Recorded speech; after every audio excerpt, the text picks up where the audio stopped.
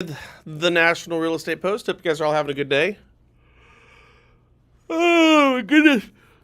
Long days. Long days. Good days. We just spent the last week with our friends out at Oak Tree in Arizona. Want to say thank you to those guys. And of course, by the way, you know me. If you have not heard of their DSCR program over at Oak Tree, you want to talk with these guys. They are the first of the space. They're always concerned, and well, concerned is the wrong word. They're always thoughtful of interest rates, especially in a rising rate environment like we have right now. And again, these guys have been doing the DSCR programs longer than basically anybody, and they've just got such a great family atmosphere. So you have a place where you're going to send your loans. Go talk with those guys over there. But anyways, it was great to go out to Arizona. We went and saw some spring training games. That was pretty cool. Don't get to do that too often. I'll tell you this, though. Spring training has gotten more expensive than going and seeing like regular baseball games. True story.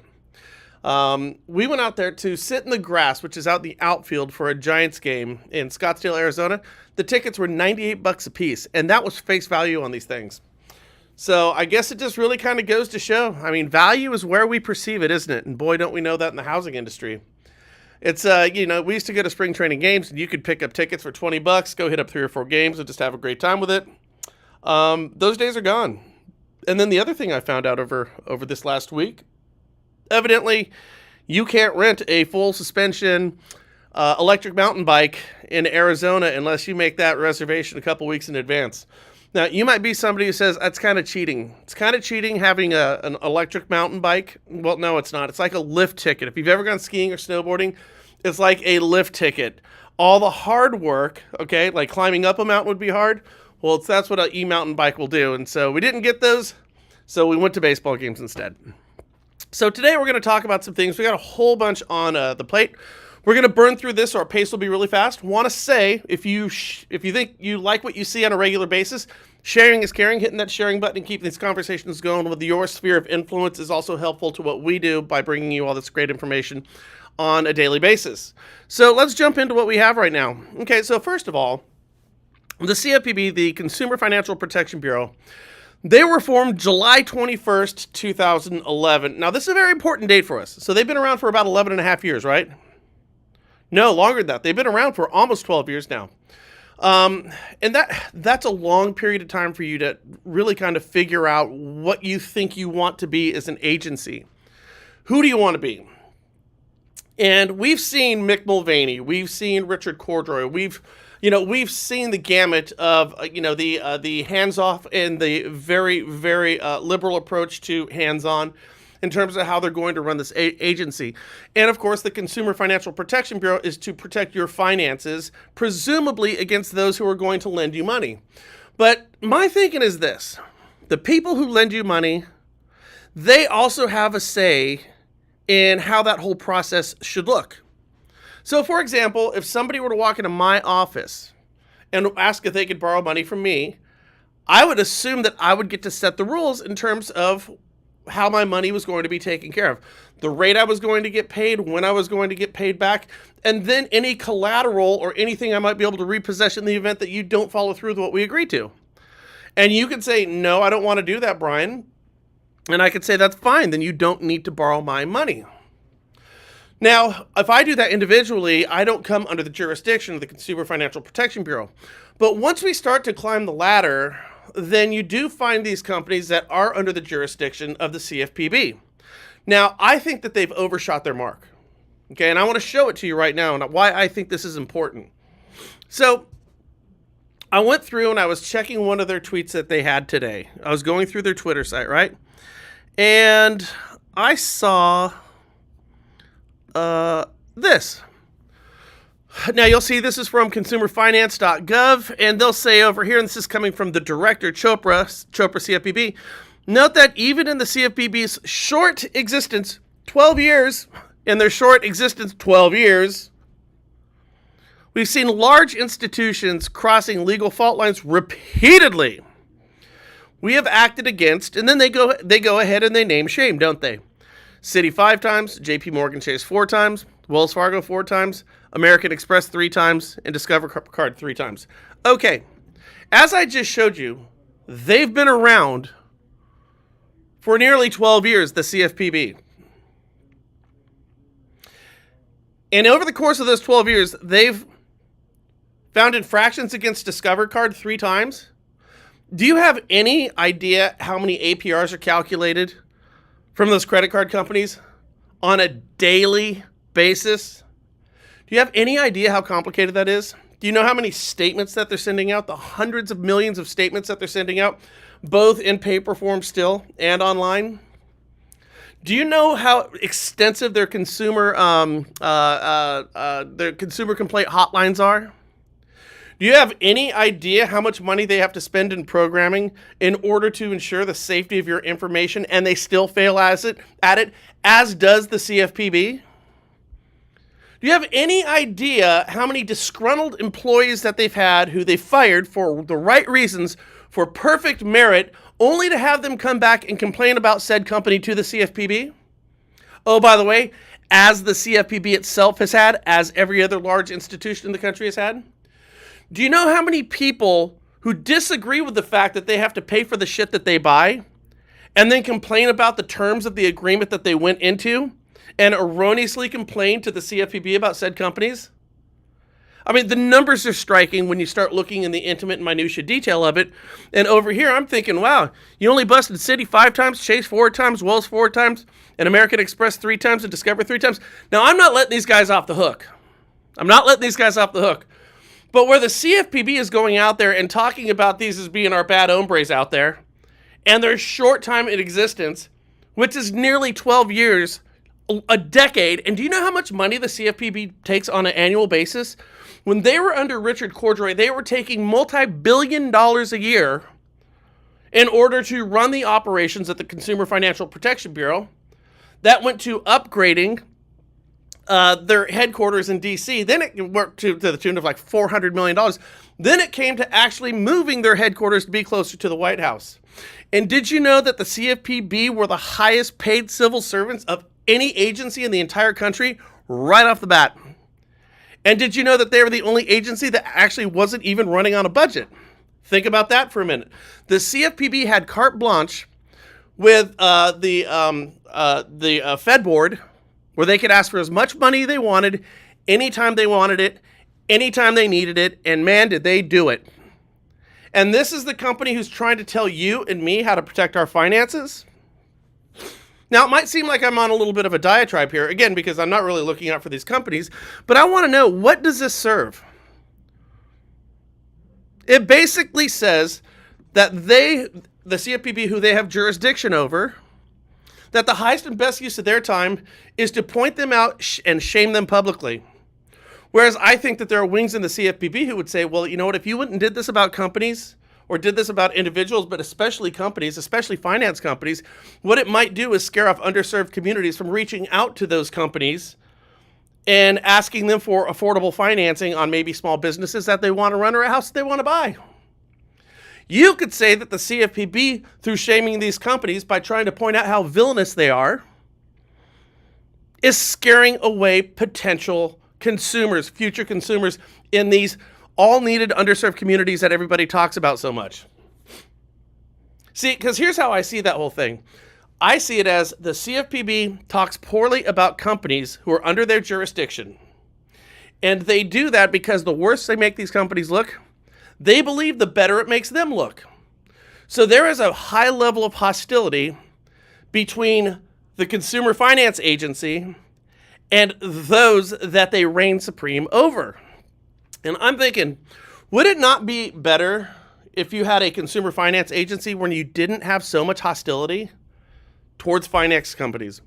I mean, hey, listen, bad hombres are bad hombres. God, I can't even say that, can I? Bad players are bad players, all right? Bad players are bad players, and go after them. But would it also not be beneficial if they could, on occasion, go out there and point out something good that people in finance did? Wouldn't that be great? I think it would be helpful. I mean, they've been around for 12 years, and they've done one thing consistently for 12 years. Talk as poorly as possible, as corporately possible as they can about everyone that they have jurisdiction over, all these finance companies, because they believe it makes them look good. Think I'm wrong? What I did is I went to the CFPB's Twitter page and I just went and looked at all of them. Now, I didn't filter any out, so let's check it out.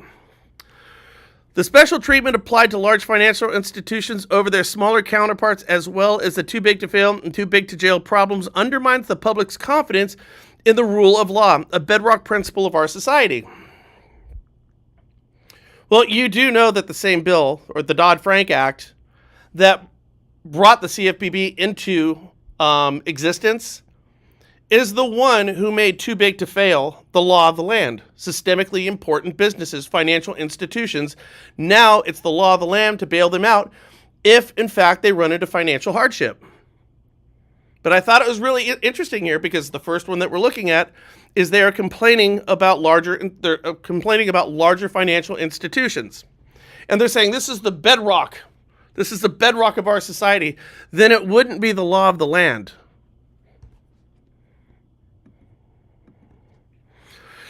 Repeat offenses, whether it's for exact same offenses or more malfeasance in different business lines, is par for the course for many dominant firms, including big banks. There's the term again.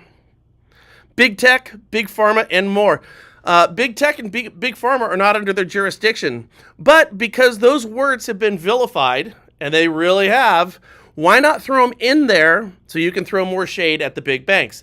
These are things that are systemically wrong with our society. The banks are, so they must be what? Punished.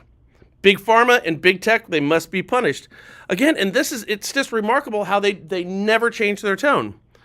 At Penn Law Annual Distinguished Lecture on Regulation, Chopra outlines 3 lessons from the FTC's Facebook saga. That was not too bad. Corporate boards will go to great lengths to shield top executives from scrutiny, even though they are all bound by agency order. Does that help you if in fact that is the case?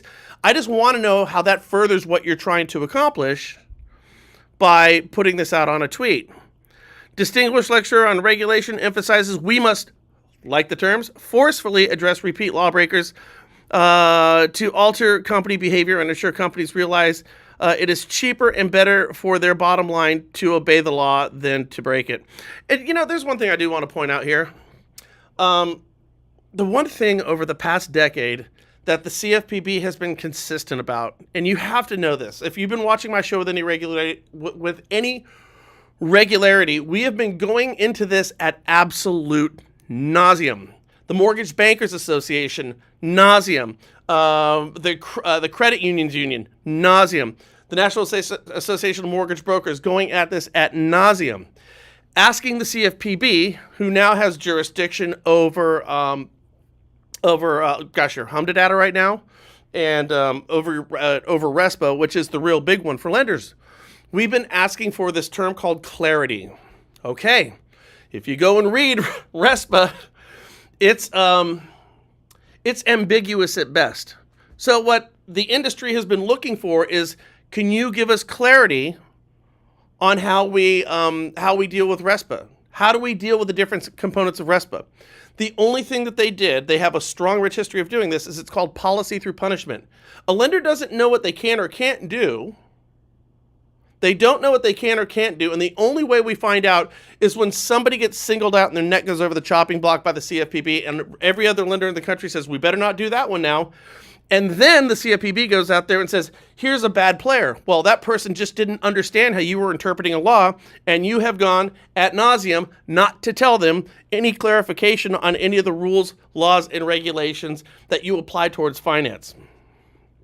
So when I see these type of things, repeat offenders, I'm not saying it doesn't happen, but I'm telling you it's a hell of a lot more complicated than that, and it's very, very soapboxy for the CFPB to continue making these type of statements.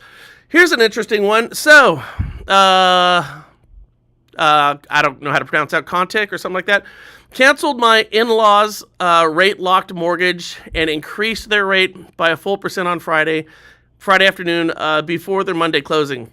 Sure sounds like some bait and switch the CFPB would like to know about. Now, is this a bait and switch? Maybe. I mean, it might be. But, it might also be that something wasn't disclosed to the lenders until the last moment. Perhaps it was disclosed to them that this house that they were getting a refinance on was the money that they were taking from that refinance was because they were going to go buy a new primary residence, and this was going to be a secondary residence or an investment property, and the rate's not going to be the same. That could be it. Or perhaps before they drew docs, maybe they went out and financed something. Maybe they missed a payment on something. Maybe their credit scores dropped beyond a threshold that would allow them to get the rate that was promised to them before. Maybe that was the case. Maybe something took this from an agency loan to a non-QM deal. That could be the case as well. There's so many components at play that we don't necessarily know if this is something that truly needs to be investigated or not. Serial offenders. Again, look at these terms. Serial offenders. Now, when you hear the term serial, what do you think of? I mean, we know how the term came about, right? I mean, I saw the show, Manhunters or whatever the hell it's called on Netflix. Great show, by the way. You think about serial killers. You think about, the Manson family. You think about Ted Bundy. So they're using the term here now. They're actually borrowing a term about people who kill multiple people, and they're applying it to those who they have jurisdiction over. Again, I don't know how this benefits the community at large. I think that you could make the argument equally that you are scaring off people from going to some of these larger finance agencies who, frankly, by most intent, are trying to do a decent job. And I'll beat up Bank of America with the best of them. So you get the idea. Again, I just went through and checked all the tweets, and I took them in order, and there was just a continuous pattern. Now, here's something to think about. Well, Brian, we disagree with you. You're wrong. We think that these big banks, we got to still get our pound of flesh, though you've gotten it. And by the way, every time you take a pound of flesh, and every time that money gets sent over in the form of a fine or a penalty to the United States Treasury via the Consumer Financial Protection Bureau, you do know that these financial institutions are simply going to raise their margins in order to make the money that they lost. And when they raise their margins, the interest that you pay on their money is going to get more expensive for you. So you're technically the people who were financing the fines that are being put forward by the CFPB. That's a fact. So anyways, maybe you just still disagree with me on this. But how about this? Would it not be better for the Consumer Financial Protection Bureau then to go out there and, I don't know, maybe deal with education a little bit more? Maybe it's not always the banks. Maybe it's the people who are borrowing the money who aren't doing it responsibly. Maybe it's the 75% of everybody in our country right now who doesn't have $2,000 between their saving and their checking account. Maybe it's irresponsible spending habits. Have you been around to see all the conspicuous consumption that we have in this country? It is amazing. It is amazing. Somebody making $40,000 a year driving a $60,000 car. You ever see that before? I'm just saying. It's very easy. It's very convenient to consistently find only one perpetrator who is constantly and always wrong, and it's those who are lending the money. I think that this is really a bully pulpit. I don't think it serves any need that they're trying to figure out. I don't know exactly what it is, what they're trying to accomplish by this. But I do know that if they started to look at mortgage companies and finance companies as partners in this whole process, that I think things would go a lot better for everybody. And that includes the consumers that everybody so desperately wants to service as professionally as they can. So what are your thoughts? Again, I know a bit of a diatribe there, but I just was looking at this. I'm like, why? Why? So check this out. Single-family rental home providers percentage distribution of property acquisitions. Look at that. Built for rental housing. Existing homes. Built for rentals. Portfolio purchases. Purchases from iBuyers. No acquisitions. What are we doing, guys? What does that mean? This is very, very interesting. According to new data from the current single-family renters market index, bet you didn't know that existed, right? Released this week and produced by the National Rental Home Council, bet you didn't know that, and the John Burns Real Estate Consulting, the JBREC, probably didn't know that. Home builders, homes built for the purpose of renting, built for rent homes, accounted for 26% of properties added to the portfolios of single-family rental providers in Q4 2021 compared to just 3% in the third quarter of 2019. That's a year and a quarter. We went from 3% to, at 26%. We went from 3% to 26% of rental properties. We weren't building a lot of rentals. Now all we're building is rentals. Why are we doing this? Why are we doing this? Well, we're doing it because nobody can afford to buy a house. We're doing this because entry-level homes, I don't know if I have this stat. I think I do. I'll share it with you if I have it. But we don't build entry-level homes anymore. We simply don't build them anymore. Our labor force for new homes has been absolutely decimated. The cost of everything has become way more expensive. And it's cheaper and more advantageous for new home builders to go out and build rental properties right now than it is to build new homes. I mean, where I live in Vacaville, they have a new home subdivision. And we live in the poor area. Vacaville is the poor area around where we live. And there's not a house in there for under $650,000. We went from 26% in the fourth quarter of 2021 to 3% from 3% in the third quarter of 2019. We have put building rentals on overdrive. In 2020, guys, listen to this. In 2020, there were 65,000 entry-level homes built in the United States. During the 1970s, the number of entry-level homes built in the United States routinely surpassed 420,000 annually. In 2020, there are 6,500 entry-level homes. That's houses that your newly minted formation families could actually go out there and afford without decimating their finances or from borrowing a couple $100,000 from mom and dad. When we had less population density in the 1970s, we were doing 420,000 annually. Now we're doing less than 65,000.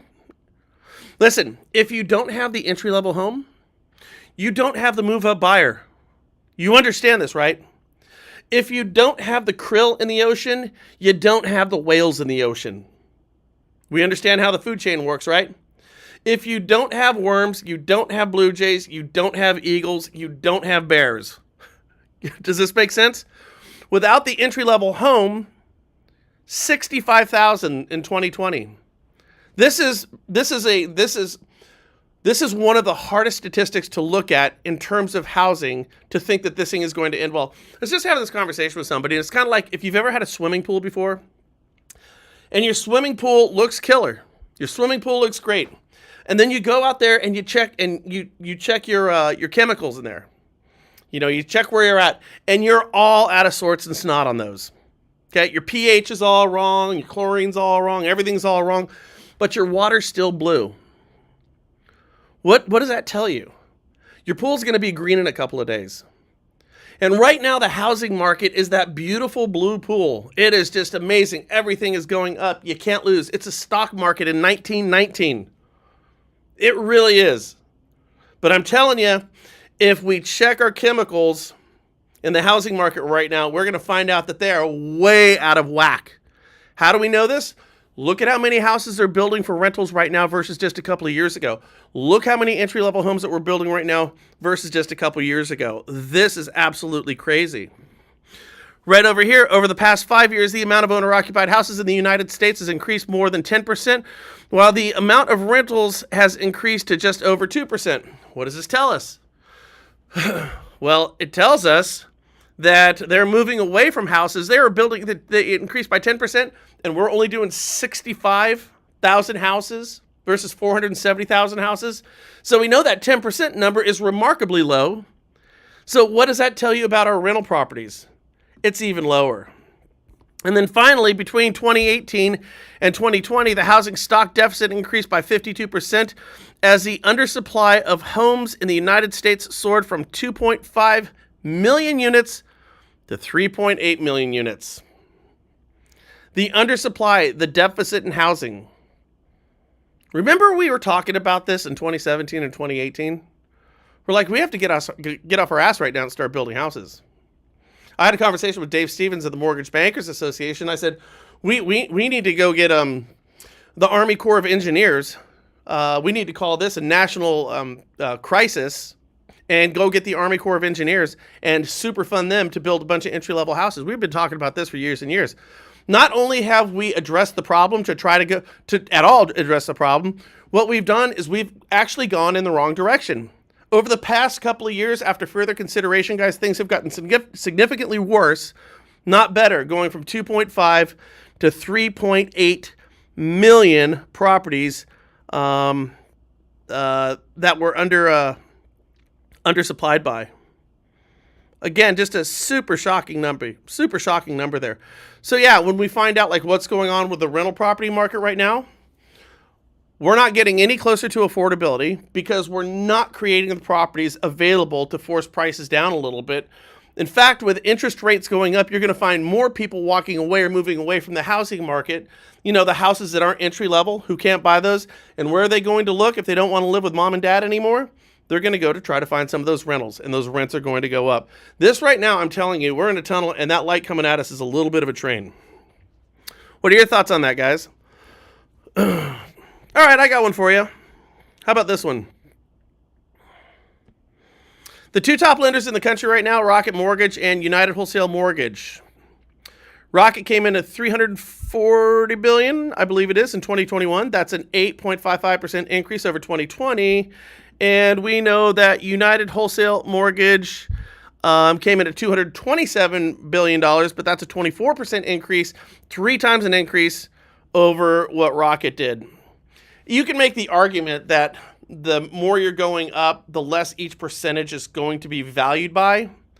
Like $1 million to $2 million is 50%. $1 million of $1 billion is a lot less. $1 million of $2 billion is a lot less. So when we start to look at these things in percentages, understand that Rocket is not playing by the same rules as United Wholesale is here. In fact, they're not playing by the same rules at anything now, are they, guys? We know this. We know this. It's just harder to get the percentages higher the more money you're making, because that amount of money, whatever we're judging your production by, gets incrementally a smaller portion of the whole. So, but I mean, this does say something here. I mean, United Wholesale, they're growing fast. I think they're going to overtake Rocket next year. What do you guys think? Here's why I think it's going to happen. Because that retail division that they're running is going to be the difference maker. The question is how they have built everything reputationally. If they build out that retail division that everybody's talking about, are you still going to be using them as your exclusive lender? And then the other part of this that is kind of true, and this really speaks to how great United Wholesale Mortgage does things. It really honestly does. It's not a knock. It speaks to how great they do things. Is there are independent mortgage bankers who broker a larger percentage of their loans than a lot of brokers in this country, who have all but become exclusive with United Wholesale Mortgage. When you are working with one wholesale company almost independently, we are not truly brokering then, are we? Aren't we just a wing, a facet of a retail operation at that point? If you're doing 90% of your business, 80% of your business with one wholesale lender, where they are always your default go-to, is that truly putting you in a position of being a broker? Because independent mortgage bankers are doing the same thing. What do you think? I'm just telling you right now, I think they're going to build out their retail division, and hell, they'll probably overtake Rocket. Okay, let's see. Where are we going with this? Oh, this is kind of a good one. Yes, this is a good one. All right, this is a great graph. This is spending by Americans age 65 and over, which broadly lagged during the pandemic, is catching up now. So we had the 65 and over who weren't spending shit down here, right? Now look at what the boomers are doing. They're way here at the top. They went from last place to first place. They went from worst to first when it came to spending money. People 65 and over. Older Americans right now are flush with housing and stock portfolios, and they're well poised to revive spending this year. The people who I think were most concerned about COVID and probably did the more, quarantining were people like my mom. Because everything that we read was, older people, older folks are going to have a harder time with all these different variants of COVID. So they would be the ones who were most inclined to stay at home, and their spending habits really kind of reflected that. But now we are moving beyond a pandemic as we're walking into a thermonuclear war. What better time to spend money than after a pandemic but before a nuclear fallout? And that's what appears is happening with baby boomers. This is really kind of a trip, and this is kind of an important point that I want to bring up to lenders. All right. We have this big older demographic. Their wealth went up tremendously the past 2 years. Much more available cash on hand. It's quite likely they're going to boost consumer spending, particularly on experiential categories they've not been able to patronize the last 2 years, like restaurants and hotels. Okay, restaurants, hotels. If you're going to a restaurant where you're staying at a hotel, what else do you need to get? Probably a plane ticket. That's kind of how that whole thing works out, right? You get the plane ticket, you get the hotel, then you go to the restaurant. We just did this in Arizona. Now, our Airbnb, I got to tell you, our Airbnb we had 4 people in there. The whole thing out the door, kit and caboodle, was $1,400. Smoking deal. I had to get a hotel the last night, picking up my mother-in-law, so that was Sunday through Thursday. So on Thursday night, I had to get a hotel. You know how much my hotel was? And it was just like Hotel 101, like a Holiday Inn Express. It's $645. Because what's happening with our inflation going through the roof right now, which is awesome, our money goes, it doesn't go as far, does it? So what have these hotels figured out what they can do right now? Just like they're doing with those baseball tickets that are now $100 for grass in the outfield at a Giants preseason game, spring training game, crazy, is they're charging more money. So now that hotel room is going to cost me more than it has in the past. If you believe everything that you're reading right now, it's going to cost me more money on average than it has in the past 70-something years. Because that's what type of inflationary numbers we're seeing. What else is really expensive? Come on. What's expensive? Gas. Right? I mean, I'm hearing right now, well, we're already sitting at $6.50, somewhere around there. But you're hearing like $8-9 by the 4th of July. So when we stay in hotels, I said we either fly or we might drive. But either way, those have gotten significantly more expensive for us. Flying has gotten a lot more expensive, a lot more. You know what the airlines are doing is they're shutting down routes because they don't want to fly planes right now unless those things are packed full. And it's because of the cost of keeping these planes up in the sky right now without a full plane. So we have our gas, we have our housing needs, and we have the third thing. What else is getting more expensive? Come on. Food. That's right. Food is getting more expensive because everything needs to be shipped to you. And generally, all the processing that we do with all of our food, that requires the same fuel that we need to put in those planes, to drive our cars, to go where we want to go and do what we want to do. So what the boomers are doing right now is they are taking the 3 most expensive areas of inflation and they are taking out their wallets and they are spending money. And this is interesting because when you think about this, and hey, listen, nobody loves mom more than I love my mom. Nobody does. You might as much as I do, but not more. But I'll tell you this, they were not the greatest generation ever. That was their parents. And a lot of the articles that I was looking at said baby boomers have always been overspenders, conspicuous type of consumption. And right now, The baby boomers are poised to go out there and try to prop our economy up by spending a whole bunch of money on shit they haven't been able to do in the past couple of years because of COVID.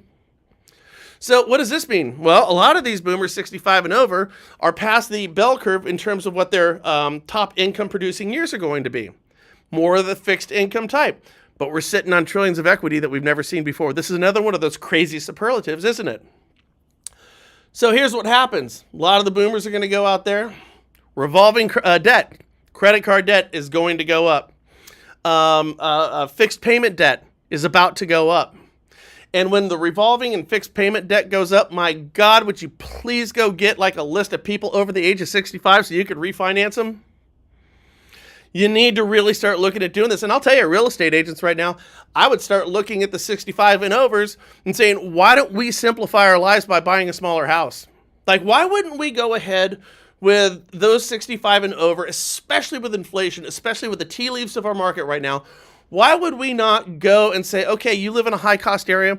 Let's move you to a lower cost area. Let's see the type of things that you like Florida, like Arizona. You want to know something? If you're living in Green Bay, Wisconsin in December, I'll bet you would like Scottsdale, Arizona in December better than Green Bay. Nothing wrong with Green Bay. But what we could do is we could go from the bigger house and we can start to simplify. And it seems based on all the analytics that we're getting that this would reflect their lifestyles more so than what they're currently doing or where they're currently at. We create inventory in the process. We close transactions. We bring much needed money into our local economy via commissions, via employing people to get these houses fixed up. And you actually improve somebody's life. Why not do it? So look at our cash out refinances right now with our over 65-year-old baby boomers out there, and look at going and getting lists and seeing, hey, do we want to move to a less expensive area to try to simplify? And I'll tell you this right now, if you're in a high cost area, like if you're in California, most areas in California, areas in New York, we know all the areas that are kind of going through the roof right now. If you're in a high cost area, why not find or start to pair with real estate agents who are in lower cost areas that are even out of state? Because right now the Carolinas are blown out, Tennessee is blown out, Florida's blown out, California's blown out, Arizona, Utah, Nevada, and I don't know if I said Idaho, but in Oregon and Washington, all high cost states right now. So why not look at some of the lower cost states, and why not go to some of the social media groups out there? Why don't you jump in as a realtor from your area? Hey, I'm a realtor out in California. My name is Brian Stevens. I got some people who are looking at moving out your way, and I want to pair with a great real estate agent or company to take care of my clients and vice versa. Can we do this? I think it would be great networking and a great opportunity in helping our communities. So that's where my head is these days, guys. Hey, listen, one more time. We want to work with those who help us out. A lot of these programs that we're talking about, the DSER program from Oak Tree, they are here to help you out. They just do a great job with this stuff. And then the other thing that they have is their 90% cash out refinances. Their 90% cash out refinance loan is great. FICO scores as low as 600. They go up to $4 million cash out. Full doc, DTI 55, that's a good one right there. LTV up to 90, that's a good one right there. Minimum reserves, alt doc, 3 months bank statements, that's a great one. Cash out to $1 million. And zero mortgage history lates, zero 60-day lates in the past 2 years. That ain't such a hard one either. So check those guys out. And if you have any story ideas that you'd like to talk with me about, there's my number. It's up there all the time we do this. Send me a text message and I'd be more than happy to talk with you. With that said, I hope you guys have a great Monday, and I can't wait to see you again until tomorrow. No smacking anybody for saying stuff about people you love. Bye.